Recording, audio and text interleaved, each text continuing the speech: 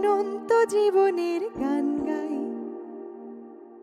25শে বৈশাখ সমাগত।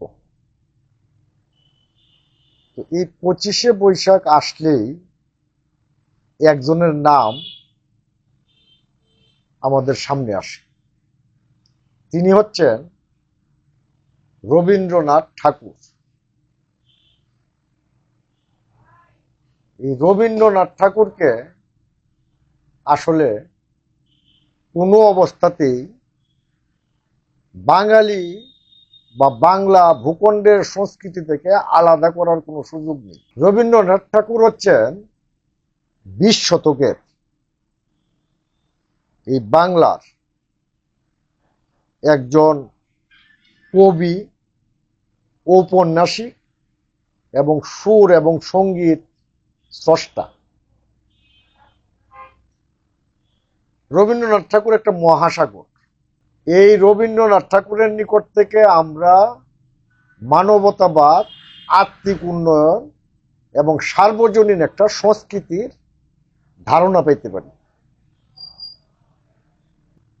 রবীন্দ্রনাথ ঠাকুর জন্মেছিলেন 1861 সালে এবং তিনি মৃত্যুবরণ করেছিলেন বা লোকান্তরিত হয়েছিলেন 1941 সালে। অর্থাৎ তিনি জন্মেছিলেন ব্রিটিশ ভারতে এবং মৃত্যুবরণ করেছিলেন ব্রিটিশ ভারতে।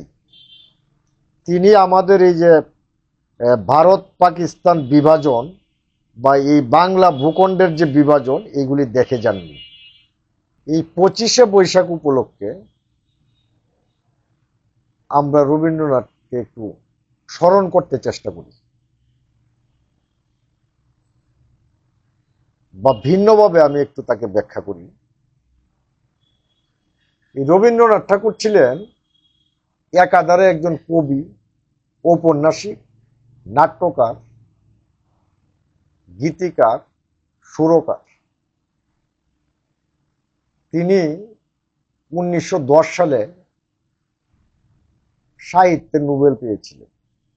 এটা বাঙালির জন্য একটা গর্বের বিষয়।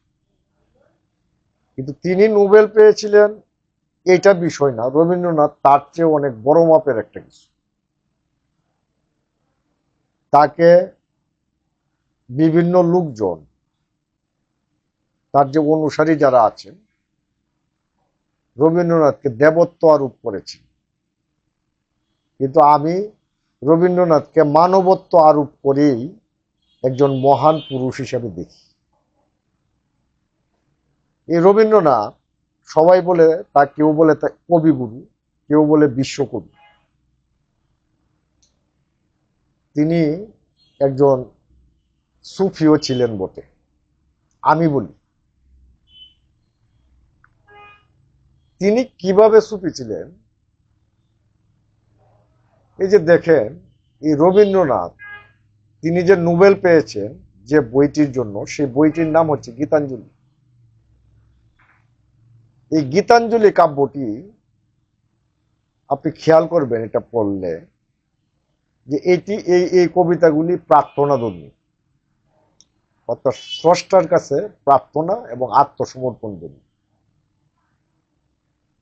তো একজন স্রষ্টার প্রতি আস্থা না থাকলে এবং এক ঈশ্বরে বিশ্বাস যদি যার নাই,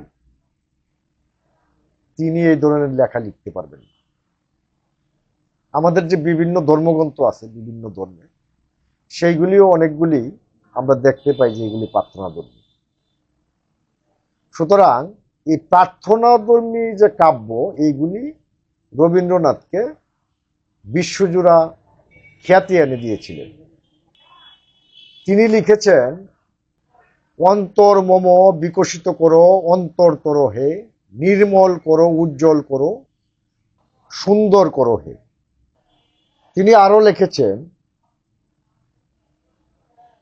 আমার মাথা নত করে দাও হে তোমার চরণ ধুলার তলে। যাই হোক, এই কবিতাগুলি আসলে প্রার্থনাধর্মী কবিতা।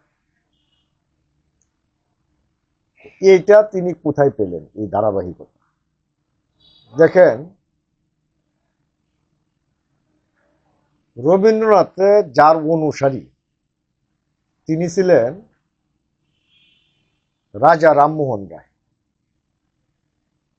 এবং তারা তাদের তৎকালীন সময়ে কলকাতার তাদের সমাজ ব্যবস্থায় একটা নবজাগরণ ঘটাতে চেয়েছিলেন। এই রামমোহন রায় তিনি প্রথম সম্রাট আকবরের পরে তিনি প্রথম তুলনামূলক ধর্মতত্ত্ব নিয়ে আলোচনা করেছিলেন। তিনি ফার্সি ভাষায় একটা বই লিখেছিলেন।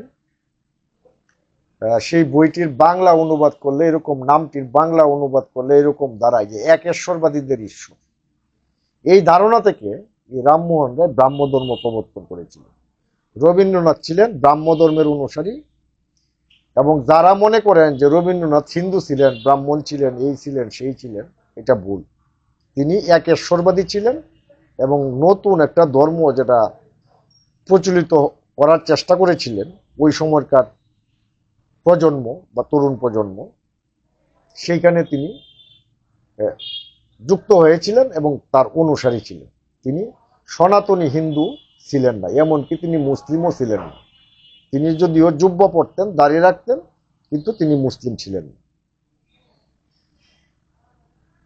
তো আজকে রবীন্দ্রনাথের বিরুদ্ধে যে সমস্ত বিষোদ্গার ঘটে, অনেকেই কাজী নজরুল ইসলামের পক্ষ অবলম্বন করে, আর রবীন্দ্রনাথের 14 গোষ্ঠী উদ্ধার করে।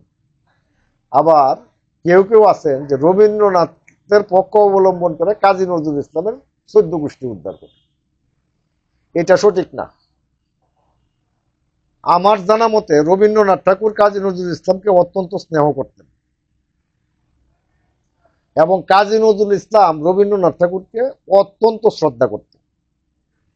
একজন সিনিয়র, একজন জুনিয়র। ওই যে নোবেল প্রাইজের বিষয়টা, অনেক ধরনের গল্প প্রচলিত আছে, এগুলি গল্প। কারণ সময়ে তো ভাই মিলে না। সময়ে যদি না মিলে তাহলে আর সেটা তো যুক্তিগ্রাহ্য কথা হবে না। তাদের মধ্যে কোনো বিরোধ ছিল না। কথা বললে কথা লম্বা হয়ে যাবে, কিন্তু আজকে রবীন্দ্রনাথকে নিয়ে, কাজী নজরুল ইসলামকে নিয়ে এই দেশের কিছু মানুষের মধ্যে এমন বিরোধ তৈরি হয়েছে যে একজন আর একজনের মাথা ফাটিয়ে দিল। অথচ আমাদের এই দুইজনকেই লাগবে, রবীন্দ্রনাথকেও লাগবে, কাজী নজরুল ইসলামকেও লাগবে। এই দুইজনেই একটা আমাদের বিশাল সংস্কৃতির অংশ। রবীন্দ্রনাথ কত বড় মাপের মানুষ ছিলেন, রবীন্দ্রনাথ কত বড় মাপের মানুষ ছিলেন, এটা আপনারা ভাবতেও পারবেন না।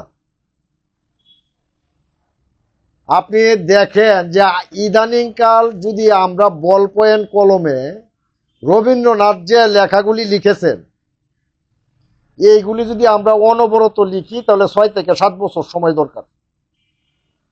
আর এই রবীন্দ্রনাথ ঠাকুর তিনি খাগের কলমে চুবিয়ে চুবিয়ে প্রত্যেকটা লেখা 2টা করে কপি করেছেন, একটা বাইরে পাঠিয়েছেন আর একটা নিজের ডেস্কে সংরক্ষণ করেছেন। তার 27 খণ্ড রচনা সমগ্র হয়েছে। এই যে ডকুমেন্টেশন তিনি করে গেছেন মানুষের জন্য, এটা আপনি ইচ্ছা করলেই পারবেন না। রবীন্দ্রনাথ রবীন্দ্রনাথই, কাজী নজরুল ইসলাম কাজী নজরুল ইসলামী। সুতরাং এই সমস্ত বিভিন্ন ধরনের অপপ্রচার বাদ দিয়ে আসেন নজরুল এবং রবীন্দ্রনাথকে আমরা একটি টেক্সটের মধ্যে আবদ্ধ করে আমরা জনগণের সংস্কৃতিকে অগ্রসর করি। এইটাই আখেরে মঙ্গল হবে। এখানে কাউকে খারিজ করে দেওয়ার কোনো ধরনের কোনো সুযোগ নেই।